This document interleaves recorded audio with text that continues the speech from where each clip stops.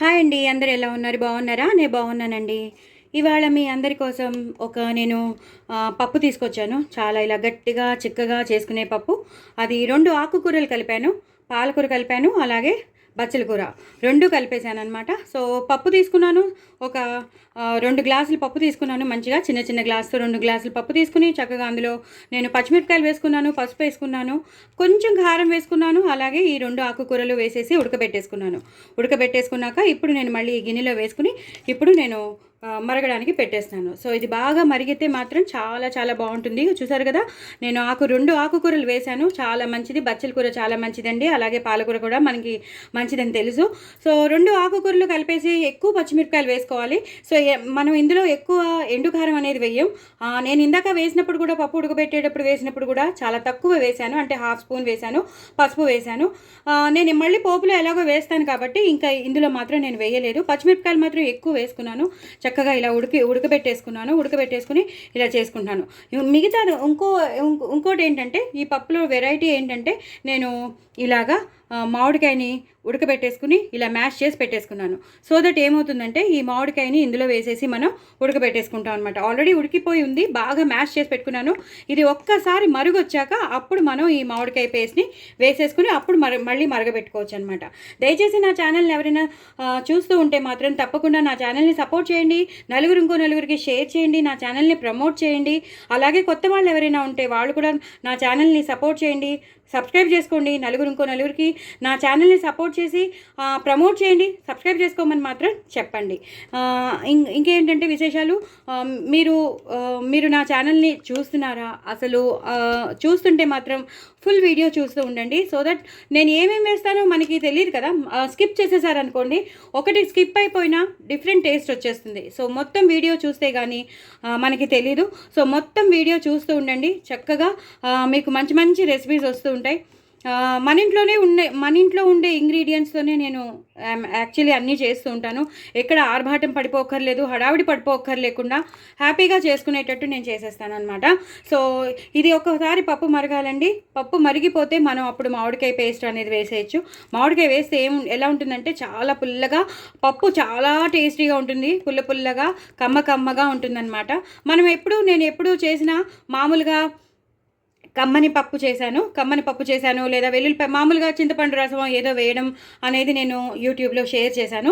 ఈ మాట మాత్రం మామిడికాయ సీజన్ కాబట్టి కంపల్సరీ మామిడికాయ నేను ఉడకబెట్టేసుకుని పప్పుతో పాటే ఉడకబెట్టేసుకున్నాను. ఒక సపరేట్ గిన్నెలో ఉడకబెట్టుకున్నాను. ఇందాక మీకు చూపించాను కదా, అందులో ఉడకబెట్టేసుకున్నాను. సో పెద్ద మామిడికాయ తీసుకున్నాను, అందులో హాఫ్ చెక్క మొత్తం అంతా మొత్తం తీసుకున్నాను, హాఫ్ చెక్క దాచేసుకున్నాను.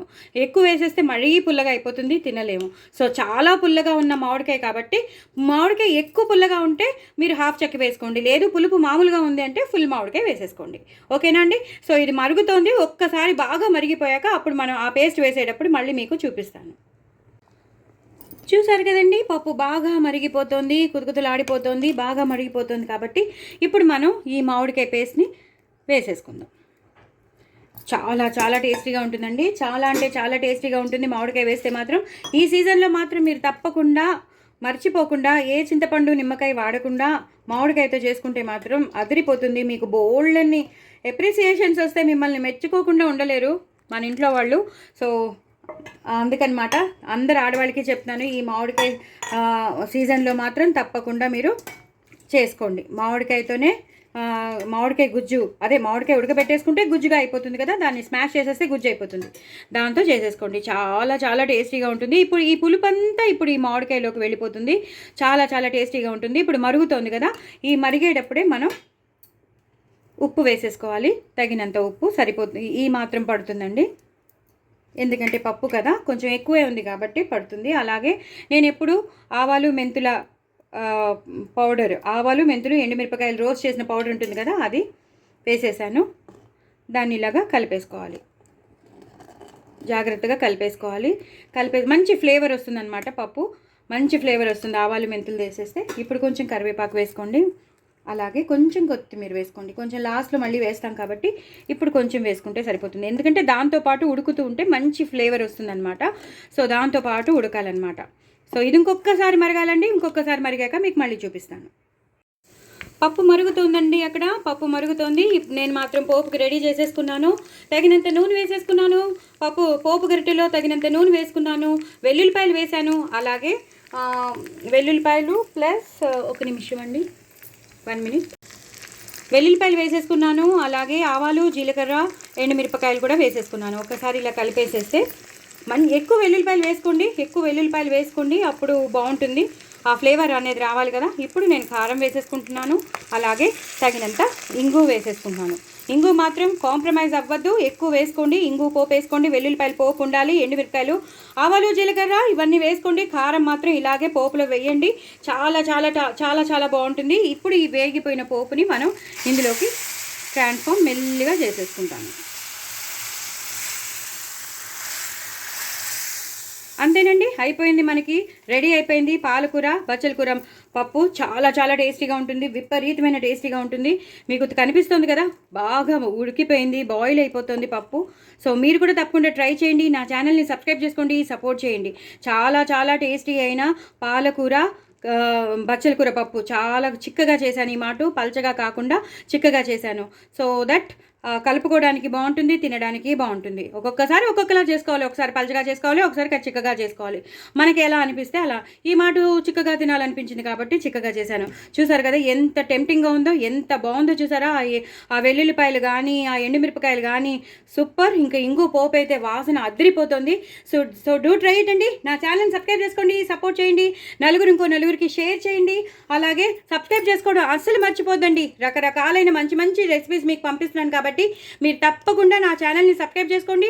అప్పుడు వీడియోస్ చూడండి, ఎంజాయ్ చేయండి, హ్యాపీగా ఉండండి. ఇప్పుడు హాలిడేస్ కాబట్టి పిల్లలు ఇష్టంగా తింటారు. ఎక్కువ నెయ్యి వేసి పెట్టండి, చక్కగా తినేస్తారు. 2 సార్లు తినేస్తారు, కడుపు నిండిపోతుంది. పెరుగన్నం పెట్టేయండి, అయిపోతుంది. మనకి ఇంకా ఎలాంటి బాధలు ఉండవు. ఎందుకంటే మనకి బయటికి వాళ్ళు తినలేదనే బాధ ఉండదు, వాళ్ళకి ఆకలేస్తుందనే బాధ కూడా ఉండదు. హ్యాపీగా వాళ్ళు కడుపు నిండా తినేస్తారు కాబట్టి మళ్ళీ మనం రాత్రే పెట్టచ్చు, లేదా సాయంత్రం ఏదైనా ఈవినింగ్లో ఏదైనా స్నాక్స్ పెట్టచ్చు. సో డూ ట్రై ఇట్ అండి. నా ఛానల్ సబ్స్క్రైబ్ చేసుకోండి, సపోర్ట్ చేయండి. తప్పకుండా సబ్స్క్రైబ్ చేసుకోండి, అస్సలు మర్చిపోవద్దు. బాయ్ అండి. హాయ్ అండి, అందరూ ఎలా ఉన్నారు? బాగున్నారా? నేను బాగున్నానండి.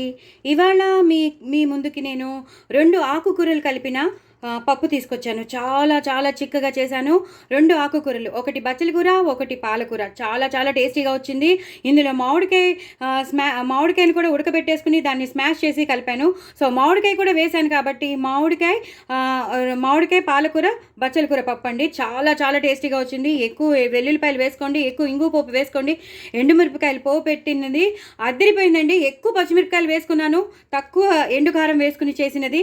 హోటల్లో, రెస్టారెంట్స్లో, మనకి డాబాలో వచ్చిన పప్పులాగే చేశాను. అదిరిపోయిందండి, చాలా చాలా టేస్టీగా ఉంది.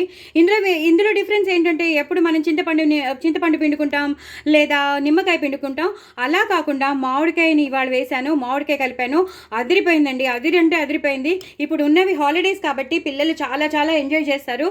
ఇలాంటి పప్పులో మనం ఎక్కువ నెయ్యి వేసి పెట్టేసి వడియాలు కానీ అప్పడాలు కానీ నంచి పెట్టేస్తే కడుపు నిండా తినేస్తారు. 2 సార్లు తినేస్తారు, కడుపు నిండిపోతుంది. అప్పుడు ఏ రసం అన్నమో లేదా పెరుగన్నమో మనం పెట్టేస్తే అయిపోతుంది.